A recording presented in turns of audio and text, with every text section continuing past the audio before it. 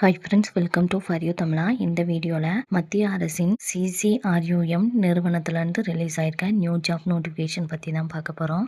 இது வந்து ஜென்ரல் கவர்மெண்ட்டோட பர்மனன்ட் ஜாப் தான். இதுக்கு ஜாப் லொக்கேஷன் தமிழ்நாட்டிலே கொடுத்துருக்காங்க. ஃப்ரெஷர்ஸ் அண்ட் எக்ஸ்பீரியன்ஸ் இருக்கிறவங்க அப்ளை பண்ணிக்கலாம். இந்த நோட்டிஃபிகேஷனில் மினிமம் 10th பாஸ் பண்ணவங்க, 12th பாஸ் பண்ணவங்க, ITI, டிப்ளமோ முடித்தவங்க, எனி டிகிரி முடித்தவங்க அப்ளை பண்ணுற மாதிரி போஸ்டிங் கொடுத்துருக்காங்க. மந்த்லி சேலரி அப் டு 1,77,000 வரைக்கும் தராங்க. நோட்டிஃபிகேஷனில் டீட்டெயிலாக பார்ப்போம். இந்த நோட்டிஃபிகேஷன் பார்த்தீங்கன்னா central council for research in Unani medicine, ministry of AYUSH, government of இந்தியாவிலேருந்து ரிலீஸ் பண்ணியிருக்காங்க. இதில் டோட்டலாக 180க்கும் அதிகமான வேகன்சி கொடுத்துருக்காங்க. போஸ்டிங் பார்த்தீங்கன்னா group A, group B, group C கேட்டகரியில் போஸ்டிங் கொடுத்துருக்காங்க. இந்த ஜாப்க்கு அப்ளை பண்ணுறதுக்கு லாஸ்ட் டேட் வந்து ஜூலை 31 வரைக்கும் கொடுத்துருக்காங்க. குரூப் C போஸ்டிங்கில் பார்த்தீங்கன்னா மல்டி டாஸ்கிங் ஸ்டாஃப் போஸ்டிங் பார்த்தீங்கன்னா மந்த்லி சேலரி 18,000லேருந்து 56,900 வரைக்கும் தராங்க. இதில் என்னென்ன category: messenger, ward boy, female attendance, IR, lab attendance, pharmacy attendance, இந்த மாதிரி கேட்டகரியில் போஸ்டிங் இருக்குன்னு சொல்லியிருக்காங்க. இதில் டோட்டலாக 43 வேகன்சி கொடுத்துருக்காங்க. ஏஜ் லிமிட் பார்த்தீங்கன்னா 18 to 25 வயசு வரைக்கும் அப்ளை பண்ணிக்கலாம். ஏஜ் ரிலாக்ஸேஷனும் இருக்குது. இதுக்கு நீங்கள் 10th பாஸ் பண்ணியிருந்தால் போதுமானது. இது ITIயில் இந்த ரிலவெண்ட் சப்ஜெக்ட் எடுத்து படிச்சிருந்தா அப்ளை பண்ணிக்கலாம்னு சொல்லியிருக்காங்க. ஃபார்மசிஸ்ட் போஸ்டிங்க்கு 6 வேகன்சி கொடுத்துருக்காங்க. மந்த்லி சேலரி வந்து 29,200லேருந்து 92,300 வரைக்கும் சேலரி தராங்க. ஏஜ் லிமிட் பார்த்தோம்னா 18 வயசுலேருந்து 25 வயசு வரைக்கும் அப்ளை பண்ணிக்கலாம். ஏஜ் ரிலாக்ஸேஷன் வந்து ஜென்ரல் கவர்மெண்ட் ரூல்ஸ் படி இருக்குன்னு சொல்லியிருக்காங்க. எஜுகேஷன் குவாலிஃபிகேஷனில் நீங்கள் 10th 12th வந்து சயின்ஸ் எடுத்து படிச்சிருந்தீங்கன்னா இதுக்கு அப்ளை பண்ணிக்கலாம். பின்ன 2 years டிப்ளமோ கோர்ஸான ஃபார்மசி முடிச்சிருக்கணும்னு சொல்லியிருக்காங்க. பின்ன ஸ்டேட் அல்லது ஜென்ரல் ஃபார்மசி கவுன்சிலில் ரெஜிஸ்டர் பண்ணியிருக்கணும்னு சொல்லியிருக்காங்க. சோசியல் ஒர்க்கர் போஸ்டிங்க்கு 2 வேகன்சி கொடுத்துருக்காங்க.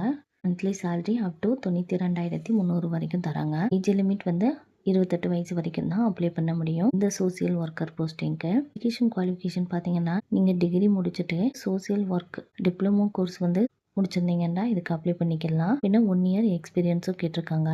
அல்லது மாஸ்டர் டிகிரியில் சோசியாலஜி முடிச்சிருந்தீங்கன்னா இதுக்கு நீங்கள் அப்ளை பண்ணிக்கலாம். நெக்ஸ்ட்டு ஸ்டெனோகிராஃபர் கிரேட் 3 போஸ்டிங் பார்த்தீங்கன்னா மந்த்லி சேலரி வந்து 25,000லேருந்து 81,000 வரைக்கும் தராங்க. இதில் 7 வேகன்சி கொடுத்துருக்காங்க. 28 வயசு வரைக்கும் அப்ளை பண்ணிக்கலாம். எஜுகேஷன் குவாலிஃபிகேஷன் பார்த்தீங்கன்னா நீங்கள் 10th முடிச்சுட்டு டைப் ரைட்டிங் முடிச்சிருந்தீங்கன்னா இதுக்கு அப்ளை பண்ணிக்கலாம். ரேடியோகிராஃபர் போஸ்டிங் பார்த்தீங்கன்னா ஒரு வேகன்சி கொடுத்துருக்காங்க. இந்த போஸ்டிங்க்கும் மந்த்லி சேலரி வந்து அப் டு 92,300 வரைக்கும் தராங்க. ஏஜ் லிமிட் வந்து 18 to 25 வயசு வரைக்கும் கொடுத்துருக்காங்க. ஏஜ் ரிலாக்ஸேஷனும் இருக்குது. எஜுகேஷன் குவாலிஃபிகேஷனில் நீங்கள் 10th 12th சயின்ஸ் எடுத்து படிச்சு 2 years வந்து டிப்ளமோ கோர்ஸ் வந்து ரேடியோகிராஃபியில் முடிச்சிருந்தீங்க அதுக்கு நீங்கள் அப்ளை பண்ணிக்கலாம். நியர் எக்ஸ்பீரியன்ஸும் கேட்டிருக்காங்க இந்த ரேடியோகிராஃபியில்.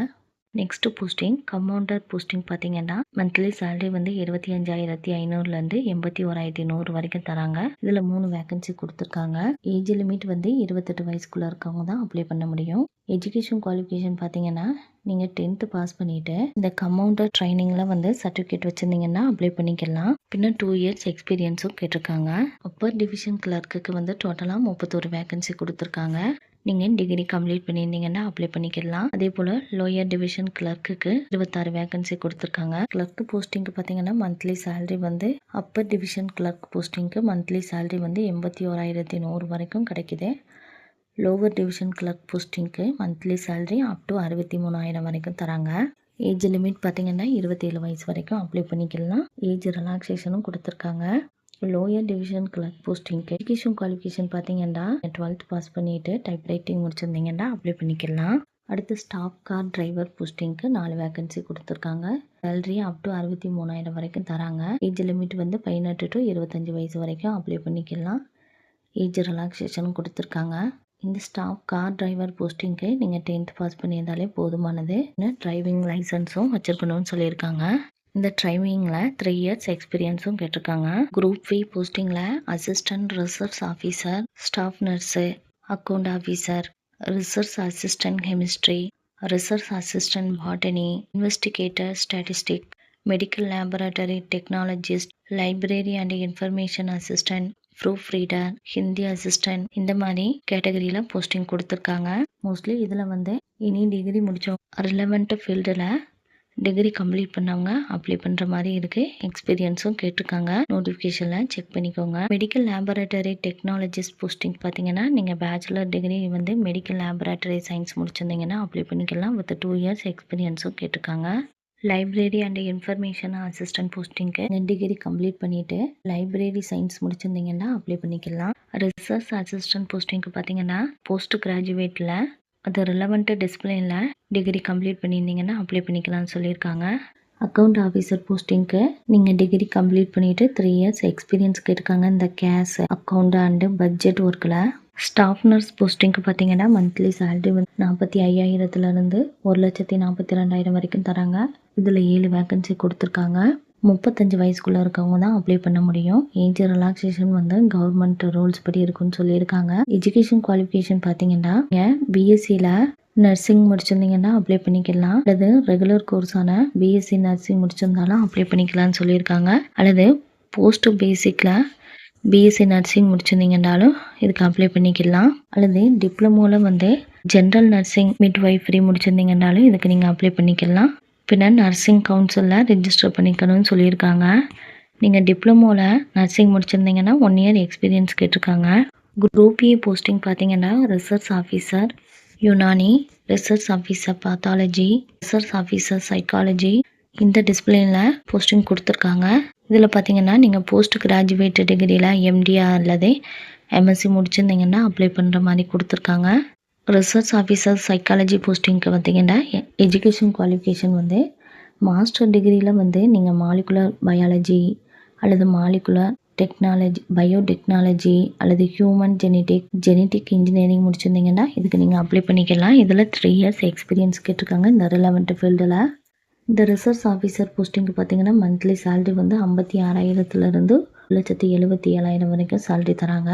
ஏஜ் லிமிட் பார்த்தீங்கன்னா அப் டு 40 வயசு வரைக்கும் அப்ளை பண்ணிக்கலாம். ஏஜ் ரிலாக்ஸேஷனும் கொடுத்துருக்காங்க. ரிசர்வேஷன் ஃபார் எக்ஸ் சர்வீஸ்மேன் கேட்டகரிக்கு குரூப் சி போஸ்டிங்கில் ரிசர்வேஷன் கொடுத்துருக்காங்க. அப்பர் டிவிஷன் கிளர்க்குக்கு 3 வேக்கன்சியும், ஸ்டெனோகிராஃபர் கிரேட் 3 1 வேக்கன்சியும், லோயர் டிவிஷன் கிளர்க்குக்கு 2, மல்டி டாஸ்கிங் ஸ்டாஃபுக்கு 4 வேக்கன்சியும் வந்து எக்ஸ் சர்வீஸ்மேன் கேட்டகரிக்கு கொடுத்துருக்காங்க. பின்ன ஒவ்வொரு போஸ்டிங்க்கும் எப்படி வந்து செலெக்ஷன் ப்ராசஸ் நடக்கும்னு சொல்லி கொடுத்துருக்காங்க. ஸ்டெனோகிராஃபர் கிரேடு 3 போஸ்டிங்க்கு வந்து கம்ப்யூட்டர் பேஸ்டு டெஸ்ட் வந்து கனெக்ட் பண்ணுவாங்க அண்டு ஸ்கில் டெஸ்ட்டும் கனெக்ட் பண்ணுவாங்கன்னு சொல்லியிருக்காங்க.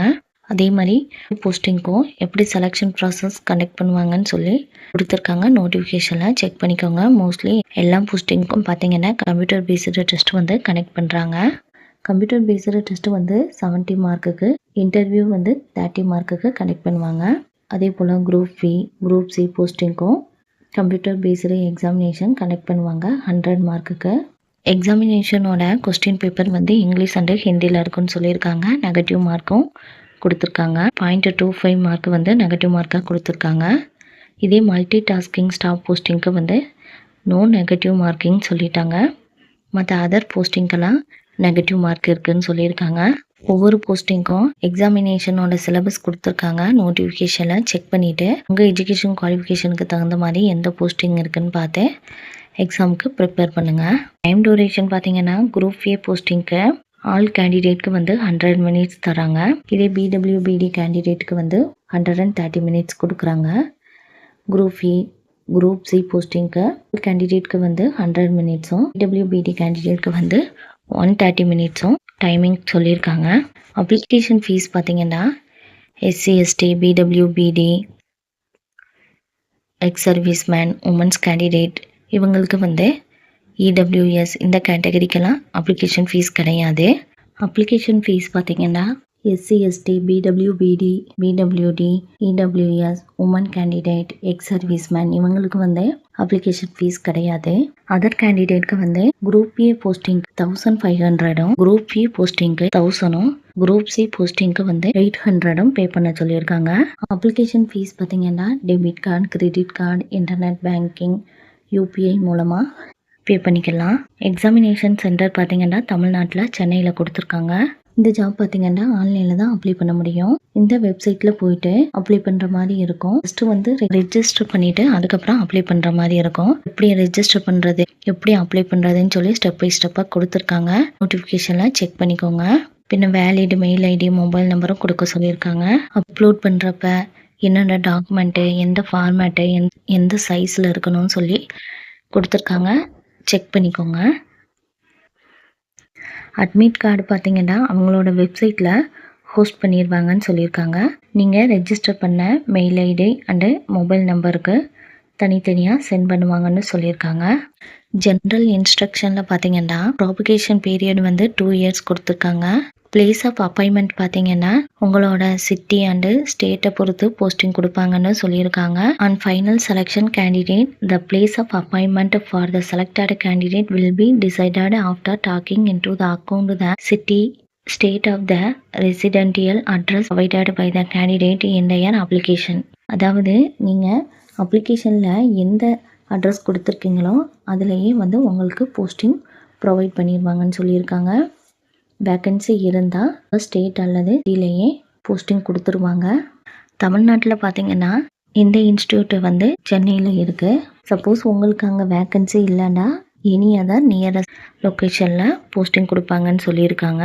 இந்த நோட்டிஃபிகேஷனில் பார்த்தீங்கன்னா ஒரு கேண்டிடேட் வந்து நீங்கள் எலிஜிபிளாக இருந்தால் 1க்கும் அதிகமான போஸ்டிங்க்கு அப்ளை பண்ணிக்கலாம். ஆனால் தனித்தனியாக ஆன்லைனில் அப்ளை பண்ணணும்னு சொல்லியிருக்காங்க. Thank you friends. உங்களுக்கு இந்த ஜாப்க்கு அப்ளை பண்ணுறதுக்கு இன்ட்ரெஸ்ட் எலிஜிபிளாக இருந்தால் அப்ளை பண்ணுங்கள். இந்த நோட்டிஃபிகேஷனில் பார்த்தீங்கன்னா மினிமம் 10th குவாலிஃபிகேஷன்லேருந்தே போஸ்டிங் கொடுத்துருக்காங்க. ஜாப் லொக்கேஷன் தமிழ்நாட்டிலே இருக்குன்னு சொல்லியிருக்காங்க. சென்ட்ரல் கவர்மெண்ட்டோட பெர்மனன்ட் ஜாப் தான். கம்மியாக வேக்கன்சியாக இருக்கிறதுனால நிறைய பேர் அப்ளை பண்ண மாட்டாங்க. நீங்கள் அப்ளை பண்ணிங்கன்னா உங்களுக்கு கிடைக்கிறதுக்கு வாய்ப்புகள் அதிகமாக இருக்குது. இந்த சான்ஸை மிஸ் பண்ணிடாதீங்க. உங்களுக்கு இந்த வீடியோ பிடிச்சிருந்தா லைக் பண்ணுங்கள், உங்கள் ஃப்ரெண்ட்ஸ் அண்ட் ரிலேஷனுக்கு ஷேர் பண்ணுங்கள். இதுபோல் ஜாப் நோட்டிஃபிகேஷன் தெரிஞ்சுக்கிறதுக்கு நம்ம சேனலை சப்ஸ்கிரைப் பண்ணி வச்சுக்கோங்க. உங்களுக்கு ஏதாச்சும் டவுட் இருந்தால் கமெண்ட் பண்ணுங்கள். தேங்க்யூ.